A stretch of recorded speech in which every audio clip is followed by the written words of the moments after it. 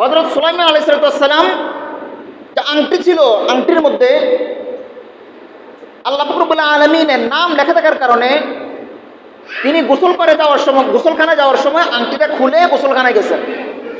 তখন একটা দুষ্টু জিন নাকি সুলাইমান আলাইহিস সালামের সুরত ধরে, বেশ ধরে ওনার স্ত্রীর কাছ থেকে আংটিটা নিয়ে গেছেন।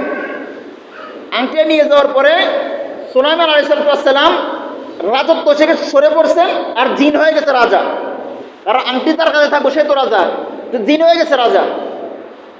পরে অনেক দিন পরে হয়তো সুলাইমান আলাইহিস সালাম আরেকজনের বাড়িতে কাজ করতেন। সে 2টা মাছ সুলাইমান আলাইহিস সালামকে দিত।